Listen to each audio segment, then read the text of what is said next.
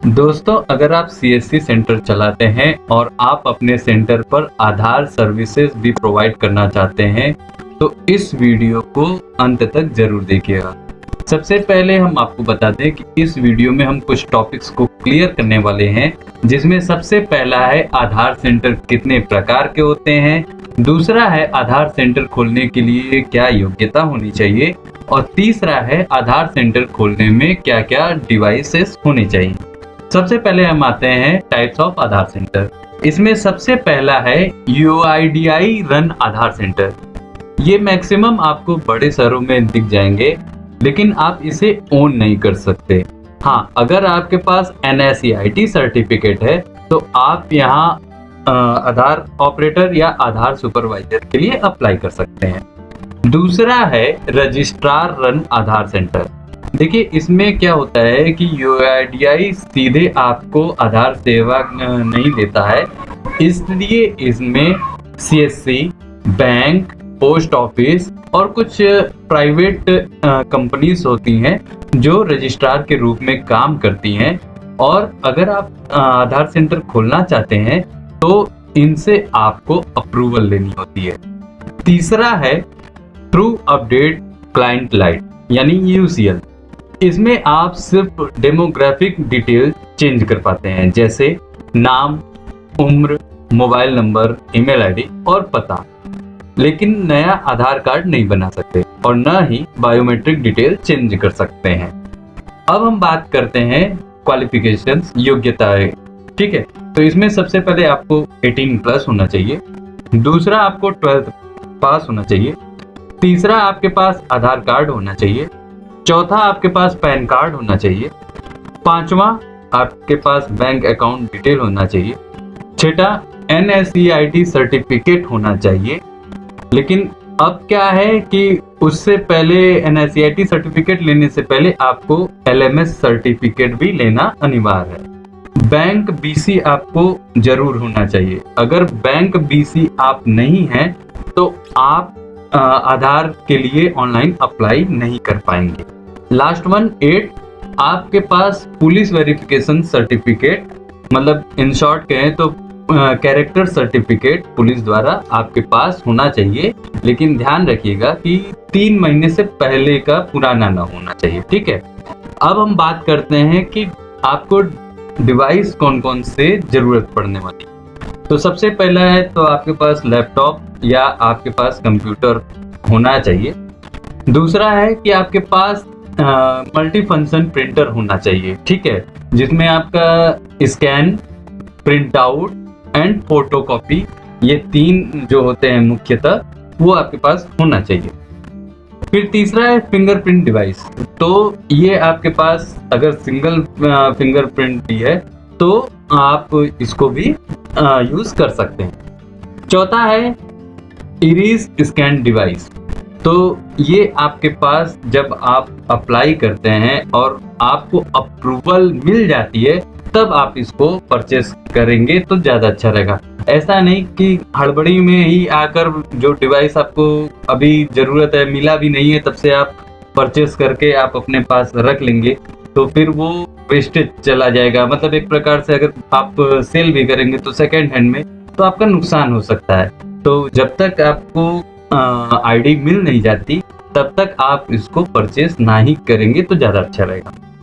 फिर उसके बाद पांचवा है TFT मॉनिटर। तो ये ऑप्शनल होता है, जैसे आप चाहें तो खरीद सकते हैं, नहीं तो नहीं भी खरीद सकते हैं, कोई दिक्कत नहीं। इसमें क्या होता है कि इसलिए ये रिक्वायर्ड होता है कि मतलब जो कस्टमर है, आपका जो ग्राहक है, वो ईजिली आपके TFT मॉनिटर के थ्रू देख सके कि आपने जो चेंजेस करेक्शन किए हुए हैं, ऐसा तो नहीं ना कि उसमें कहीं कोई मिस्टेक है, तो इसीलिए ये जरूरी होता है। फिर छठा होता है GPS डिवाइस। सातवां होता है ब्रॉडबैंड कनेक्शन। ये बहुत ज़्यादा जरूरी होता है क्योंकि ये आपका एक स्टैटिक IP होता है ब्रॉडबैंड के थ्रू।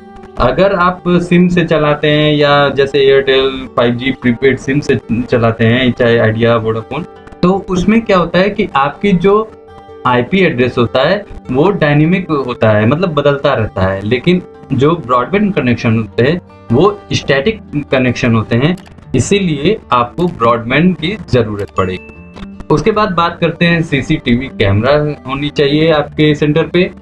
उसके बाद बात करते हैं इन्वर्टर की। तो अब यहाँ पे इन्वर्टर आपके सेंटर पे होना इसलिए ज़रूरी है क्योंकि अगर मान लीजिए लाइट चली जाती है, हालांकि अगर जिनके पास लैपटॉप है तो वो तो कहेंगे कि सर हमें इन्वर्टर की क्या ज़रूरत, हमारी तो जो लैपटॉप है वो बैटरी अच्छी खासी देती है बैकअप, तो हमें क्या ज़रूरत। तो बात यहाँ पे सिर्फ लैपटॉप की नहीं है, बाकी अदर डिवाइसेस की है, जैसे आपका ब्रॉडबैंड कनेक्शन।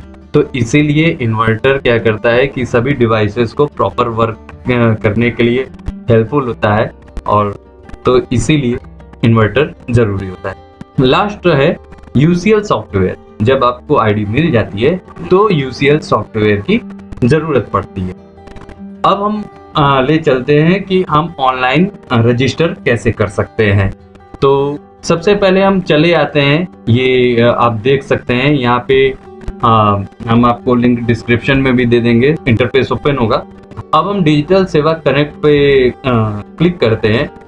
उसके बाद हमारा इंटरफेस ओपन होता है डीएसपी का लॉगिन पोर्टल। तो यहाँ पे हम अपना क्रीडेंशियल्स फिल करेंगे और साइन इन पर क्लिक करेंगे। अब उसके बाद कुछ हमारा इस तरह यूसीएल रजिस्ट्रेशन का इंटरफेस ओपन होगा। यहाँ पे अगर आप बैंक बीसी नहीं है तो यहाँ पे इंफॉर्मेशन शो होगा कि you are not BC, so you can not registered as UCL registration, कुछ इस प्रकार का नोटिफिकेशन देगा। अदरवाइज अगर आप बैंक बीसी ऑलरेडी हैं तो यहाँ पे आप देख सकते हैं कि आपके सीएससी आईडी ईमेल देगा, जहाँ पे आप प्रोसीड पे क्लिक करके आगे बढ़ सकते हैं। अब यहाँ पे जब आप क्लिक करेंगे तो यहाँ पे आपके बेसिक डिटेल पूछे जाएंगे, जिसमें आपका नाम, आपकी सीएससी आईडी, आपका बैंक बीसी कोड, और उसके बाद चौथा है कि जो बैंक बीसी कोड आपको, जैसे bank of India, state bank of India, जो भी जिस बैंक से भी आपने बीसी लिया हुआ है वो आप यहाँ पे बैंक का नाम डालेंगे, स्टेट फिल करेंगे, डिस्ट्रिक्ट फिल करेंगे, उसके बाद पिन कोड फिल करेंगे, सीएससी सेंटर का पूरा एड्रेस फिल करेंगे, आप अपना मोबाइल नंबर फिल करेंगे, ईमेल आईडी फिल करेंगे, आधार NSCIT सर्टिफिकेट जो है अगर आपके पास है तो वैसे होना चाहिए, तो यस करेंगे और यहाँ पे सर्टिफिकेट नंबर फिल करेंगे और यहाँ पे चूज फाइल पे क्लिक करके जो NSCIT सर्टिफिकेट है वो यहाँ पे अपलोड करेंगे। उसके बाद पुलिस वेरिफिकेशन कॉपी, तो अगर आपके पास है तो यस करेंगे, नहीं है तो अभी नो करके आगे बढ़ सकते हैं। उसके बाद अब बात करते हैं कि ऑपरेटर सुपरवाइजर ई आधार। तो आपके पास ई आधार तो होगा ही, तो वो आप यस करके अपना आधार नंबर फिल करेंगे। उसके बाद अब यहाँ पे 13 नंबर आता है, operator supervisor mobile number linked with Aadhaar. तो जो अगर आधार कार्ड नंबर से सेम वही नंबर लिंक है तो आप वही फिल कर देंगे, अगर अल्टरनेट नंबर फिल है तो वो आप फिल करेंगे। फिर है operator supervisor alternate mobile number. तो अगर आपके पास अल्टरनेट नंबर है तो यस करेंगे, अगर नहीं है तो नो करेंगे। फिर उसके बाद है ऑपरेटर सुपरवाइजर ईमेल आईडी। तो जो ईमेल आईडी है आप वो यहाँ पे फिल करेंगे। उसके बाद लैपटॉप अवेलेबल एज पर UIDAI स्पेसिफिकेशन। तो आप चाहें तो यहाँ पे क्लिक हियर पे क्लिक करके देख सकते हैं कि क्या किस प्रकार का मतलब आपका लैपटॉप होना चाहिए या पीसी होना चाहिए। अगर है तो यस पे क्लिक करेंगे। उसके बाद पूछ रहा है colour multi function printer available. तो आपके पास होगा ही तो यस करेंगे, अगर नहीं है तो नो कर देंगे। यहाँ पे फिर पूछ रहा है single fingerprint scan device available, yes और नो। इसी प्रकार single I इरीज scan device available, yes और नो पे क्लिक करेंगे। फिर है TFT monitor device available, yes और नो।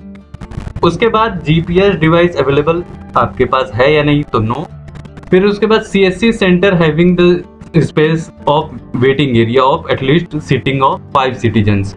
अगर आपके पास मतलब एरिया है तो यस करेंगे, नहीं है तो नो करेंगे।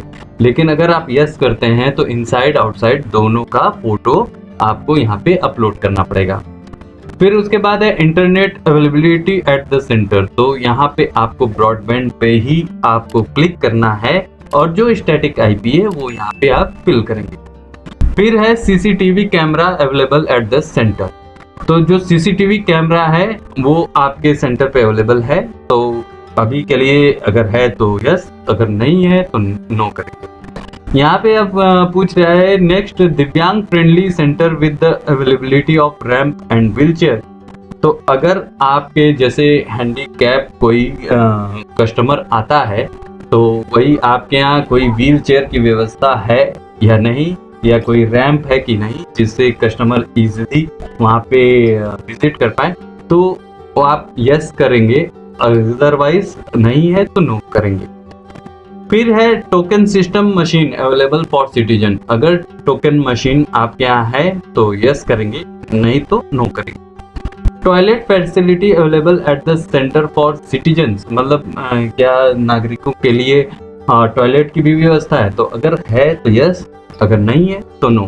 फिर आप यहाँ पे कैप्चा फिल करेंगे, उसके बाद लास्ट में कंसेंट चेकबॉक्स पे क्लिक करेंगे और सबमिट पे क्लिक करेंगे। अब आपके सामने एक रेफरेंस नंबर जनरेट होकर आएगा जिसको आप प्रिंट कर लेंगे और साथ ही एक कंसेंट फॉर्म फिल करेंगे जिसका लिंक मैं डिस्क्रिप्शन में दे दूंगा, आप चाहे तो वहां से डाउनलोड कर सकते हैं। उस फॉर्म को आप भर लेंगे और टॉप कॉर्नर पर उस रेफरेंस नंबर को लिख देंगे। अब आपको अपने सभी डॉक्यूमेंट्स की फोटोकॉपी करके उस पर सेल्फ अटेस्टेड मतलब कि अपना सिग्नेचर करेंगे और अपने डीएम को हैंड ओवर कर देंगे।